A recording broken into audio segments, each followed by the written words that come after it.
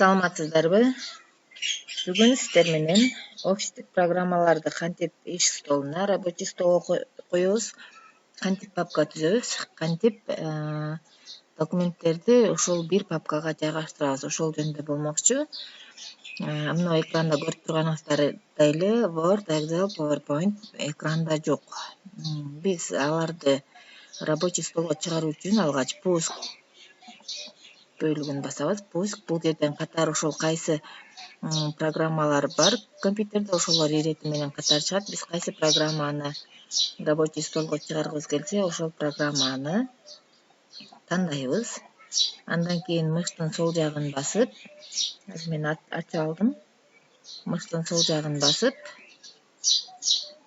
кое бербестен туруп керектүү жерге тартабыз. Мисалы үчүн мына Word. Мынакей Word чыкты. Кийинки офистик программа бул PowerPoint. Мыштын сол жагын басып тартабыз экранга. Ошондой эле кийинки программа бул Excel. Excel'ди дагы кантип алабыз. Excel бул алфавитине кеткендиктен Excel төмөнүрөөк жакта жайгашкан. Мынакей Excel. Excel'ди дагы мыштын сол жагын басып, тартып алып чыгабыз. Мынакей офистик программалар чыкты. Эми биздин экраныбыз чачылып кеткен мындай. Кантип иреттейбиз? Ал үчүн ошол программаны тандап, мыштын сол жагын басып, керектүү жерге алып барып жайгаштырып коесуздар. Мындай рабочий столдо азыраак программа турганы жакшы. Мен азыр сиздерге баарын көрсөтүш үчүн баарын чыгарып койдум экранга. Мынакей биздин офистик программалар ирети менен чыкты. Биз дароо эле пуска кирип издебестен дароо эле ушул жерден баштайбыз. Эми мына программаларды ирети менен азыраак сактап алуу үчүн биз папка түзүп алышыбыз керек. Ал үчүн экрандын бош жерине алып барып, мыштын көрсөткүчүн мыштын оң жагын басып, бизде ушундай контекст чыгат. Бул жерден создать деген тандайбыз жана папка. Мынакей бизде жаңы папка түзүлдү. Кааласаңыздар ушул папканын атын өзгөртүп койсоңуздар болот. Мен бул жерге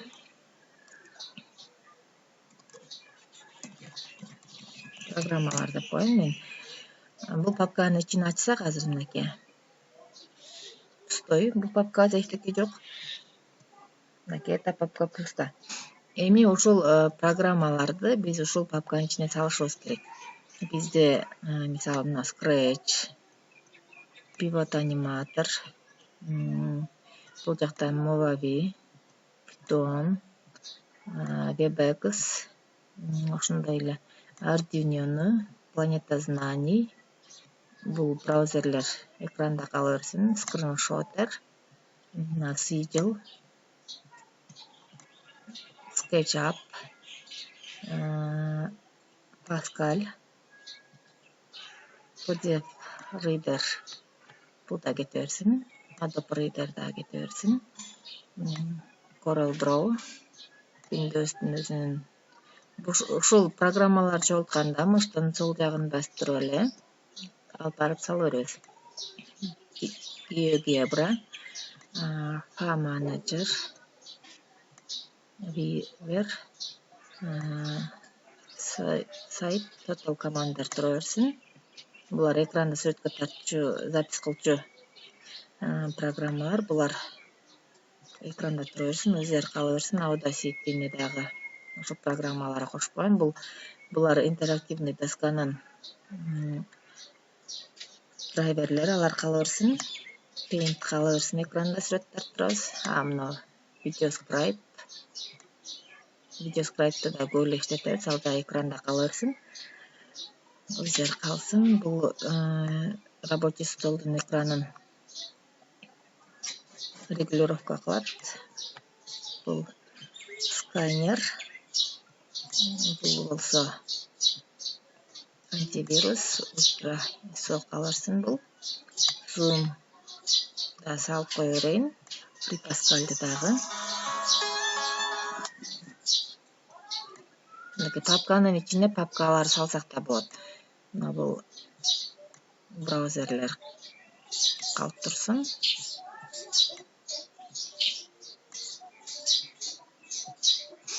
Бул антивирус, бул аудиону окуучу программа, бул Word'да жазылган программа. Мынакей. Биздин экраныбыз иретке келип калды. Эми бул бир папка, бул бир папка. Папканы дагы папканын ичине салып койсок болот. Мынакей новая папканы дагы ичине салып койсок болот. Канча элемент болсо ошонун баары ушул папканын ичинде сакталат. Мынакей биз экраныбызды иреттеп алдык. Мынакей бул азыр бизде көп колдонулуучу программалар гана экранда калды. Мисалы ушул папканын ичин ачып көрсөк, бизде мынакей азыр биз которгон программалардын баары ушунун ичинде жайгашкан. Мына программалар, файлдар, бул болсо папкалар. Мына Census деген папка жана новая папка деген эки папканы дагы ушул бир эле папканын ичине жайгаштырып койдук. Мынакей. Ушинтип папкага салып иреттеп алсаңыздар болот. Муну мен бул жака коюп коеюн. Бул керек болгондо биз издеп ушинтип таба алабыз. Эми биз Word менен кантип иштейбиз? Word'ду ишке чегерүү үчүн эки жолу чертебиз, же болбосо муштун оң жагын басып. Эгерде ушундай чыккан болсо, бул офистик программаңды активдештир деп турат. Закрытты басып иштей берсеңиздер боло берет, активдештирип алсаңыздар да болот. Бул жерден биз жаңы документ тандасак болот, же болбосо мындай бир дизайнды тандап алып иштесек болот. Жаңы документ тандайбыз. Мынакей бизде жаңы документ ачылды. Эми иштөө үчүн биз алгач параметрлерин тандап алышыбыз керек. Кантип? Ал үчүн бизде мына менюлар бар. Главнаядан биз бул бөлүк, мына чегара. Шрифтин кантип жазыш керек, канчанчы размерде, кандай түстө, ошол жөнүндө. Бул ошол шрифттердин жайгашуусу, ортого нумерация жана башка. Бул ошо шрифттердин түрлөрү. Биз алгач барактын параметрин алышыбыз керек.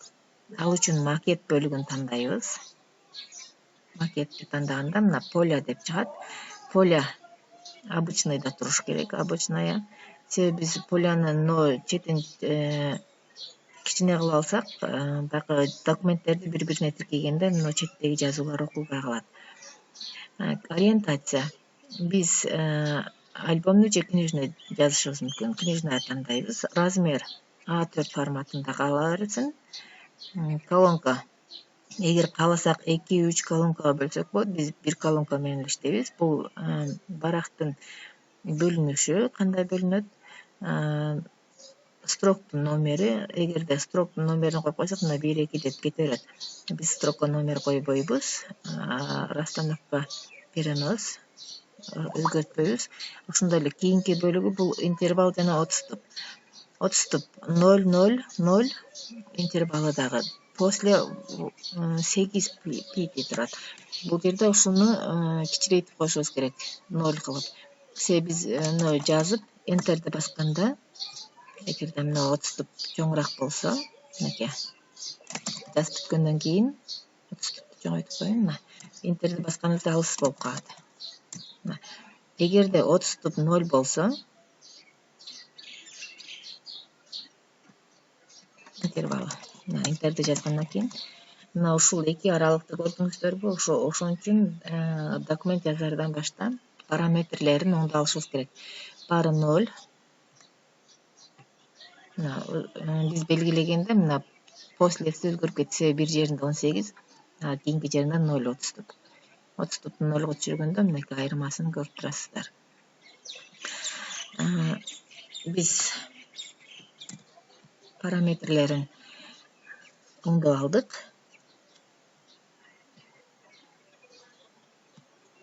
Эми главнаядан биз жазууну башташыбыз керек, жазып. Бул жерден шрифттин түрүн тандашыбыз керек. Мен Times New Roman'ды сунуштайм. Себеби документти жазганда шрифттер тегиз бирдей кетет. Ошондуктан Times New Roman менен жазыш керек. Андан кийин шрифттин чоңдугу эгер документ болсо 12 же 14тө гана жазсаңыздар. Кээ бир документтер келет, сонун жазылган, бирок чоң шрифтте жазылып калган. 12 же 14 менен жазууну сунуштайм. Негизинде документ жазуунун параметри дагы ушул шрифттерде. Мынакей биз текст жазып атабыз. Мына 39.0 шрифтибиз 14 шрифт Times New Roman'da. Эми ушул шрифттерди кантип өзгөртөбүз? Мисалы үчүн бул жерде биз жирный коюлатылган жазсак болот, курсив же болбосо асты сызылган. Азырынча мына бөлүк менен иштеп туралы, анан бул бөлүккө өтөбүз. Мынакей сөздү өзгөрттүк. Эми кийинки сөзүбүз кайра ушудан чыкпай калды. Асты сызылган жирный курсив менен жазылып атат. Ал үчүн эмне кылабыз? Пробелди баскандан кийин мына жердеги биз тандаган бөлүктөрдөн кайра басып койсок, мынакей кайра мурдакыдай жазылып кетет. Эми ушул жерден 5-А класс деген жазышыбыз керек. 5. Андан кийин бул жерде x'in квадраты. Андан кийин асты сызылган деген тандап А дегенди жазабыз. Андан кийин кайра экөөнөн чыгарабыз. Андан кийин класс деп жазып коебуз. Мынакей 5-А класс деген жазуубуз чыкты. Же болбосо индекс HECO деген сонун формуласын жазышыбыз керек. H. Эми индексти тандайбыз. 2 кайра индекстен чыгарып O. Бул сонун формуласы. Индекс жана квадратка жазуунун түрү ушундай. Кийинкиси шрифтти биз башкача шрифт менен жазгыбыз келди. Же болбосо мына ушул жазылган бөлүктү кандайдыр бир түскө боеп коюшубуз керек. Ушул бөлүктү боеш үчүн мына жерде абыз астында заливкасы менен бар. Мынакей ушул сөздүн баарын көк фонго, сары фонго жазып койду.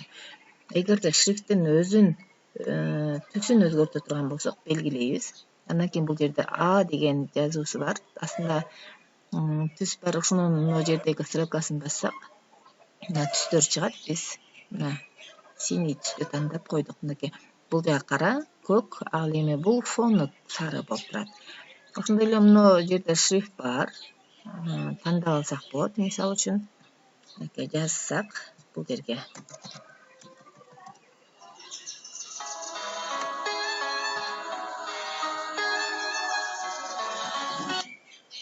Мисалы мынакей белгилеп жазып койсок, мына шрифттин түрү өзгөрдү. Кааласаңыздар ушул шрифттин башка түсүн алсаңыздар болот. Бул жерде контур өзгөртсөк болот. Мисалы көк. Ушул мен башка эле жазайын дагы чоңураак. Ушул бөлүк менен иштеп көрөлү. Тандайбыз. Мисалы муну. Мугалим деген сөз жаздым. Белгилеп шрифт кааласак контурун өзгөртүп коебуз. Көккө кааласак тенди өзгөртөбүз, көлөкөсү түшүрөбүз.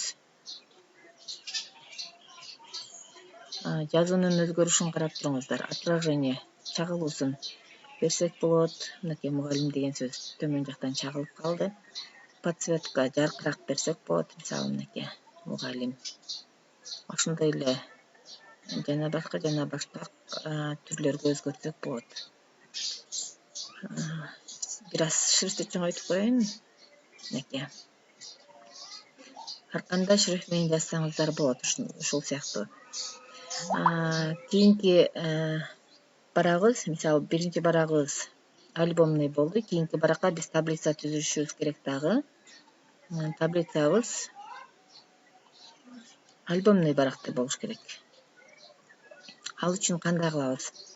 Ал үчүн биринчи барактан түшкөндөн кийин экинчи барак, мына жерде барактын сандары көрүнүп турат. Биринчи, экинчи барак. Биз экинчи баракка өттүк. Слов 21 сөз жазылган деп атат. Язык русский. Белгилейбиз ушул жерин көгөртүп, мыштын сол жагын басып бир аз төмөн тартабыз. Андан кийин бул жерден макет. Макетке киргенден кийин бул жерден кичине стрелка бар. Ошону тандап альбомная дейбиз. Анан бул жерден ко всему документу дегенди эмес, к выделенному тексту деген тандап окей басабыз. Мынакей өзүңүздөр байкап аткандай эле биринчи барабыз книжный, экинчи барабыз альбомный. Альбомный жазып, бул жерге таблицаны жазып, шрифтибизди өзгөртпөкпүз.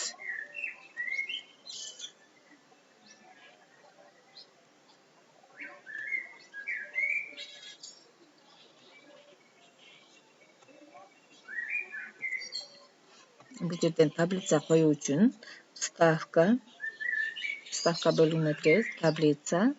Ошондой эле биз каалаган таблицаны мына жерден сызып алсак болот даярын, же болбосо вставить таблицу дегенди тандап. Число столбец бул мына төмөнгө карай кеткендери, строк бул горизонтальный кеткени.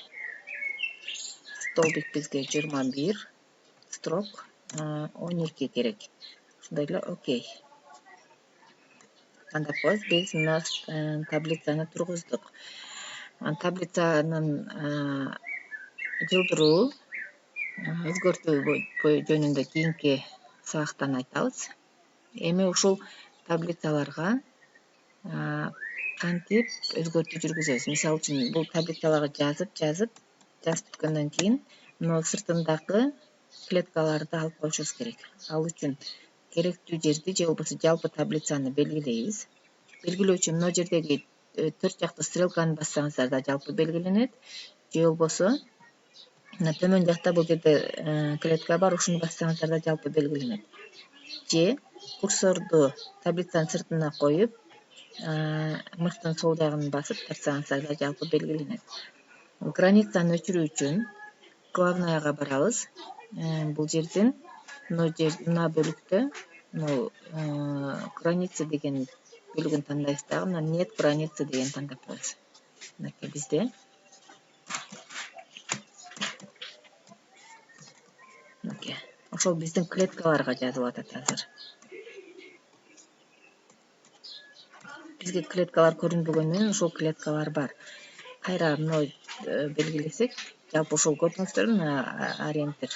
Ошол таблицанын ориентири гана көрүнүп турат. Кайра бул жерден тандап, мисалы все границы деп койсок, мынакей таблицабыз кайра чыгып калды.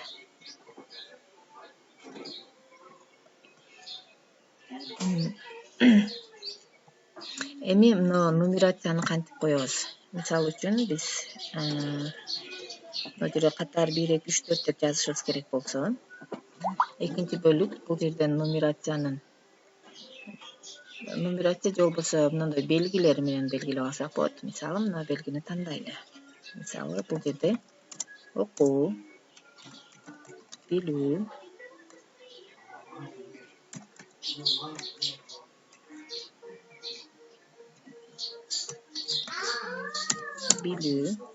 сезүү. Мынакей автоматтык түрдө интерди басканыңыздарда мына белги чыгат. Бул ушул нумерация бөлүгүндөгү белги коюу. Кийинкиси биз сандарды коебуз. Сандарды тандап алайлы. Мисалы 1 точка, 2 каша жана башка түрүн тандайбыз. Точкасы менен кетсин. Бул жерден биз окуу, интерди басканда дароо эле өзү цифраны коюп берет. Сезүү. Мынакей. Нумерациянын мындай түрлөрү бар. Бул кыйгачынан кеткен жана башка ушинтип түрлөрүн тандап алсаңыздар болот. Кийинки бөлүгү бул жазууну ортого жылдыруу, оң тарапка жылдыруу же болбосо выровнять по тексту. Эки жагы тең бирдей болот. Китептер, гезиттер ушул акыркы бөлүк менен жазылат. Кийинки мына эки сөздүн аралыгы. Мисалы мынакей. Чоңойтуп койсок, мына аралыгы ачылды. Кичирейтип койсок болот. Мына ушундай кылып өзгөртсөңүздөр болот. Кийинки бөлүк бул заливка куюу. Ушул берилген бөлүктүн фонуна, башкача айтканда. Бул жердеги А, Я бул алфавит боюнча коюп берет. Аны кийинки сабактан көрөбүз. Бул жердеги Пи ошол мисалы үчүн мына жерде 2 пробел басылып калышы мүмкүн, 3 пробел, ошону текшерип берет. Мынакей бирден эле пробел басылган интер туура. Эгерде Кайра жоготуш үчүн кайра пинни басып коебуз бул жерден. Мисалы бул жерден 2 пробел басылып жазылган болсо, мынакей пинни бассак, мынакей бизде ошол ката кетип калган жерди көрсөтөт.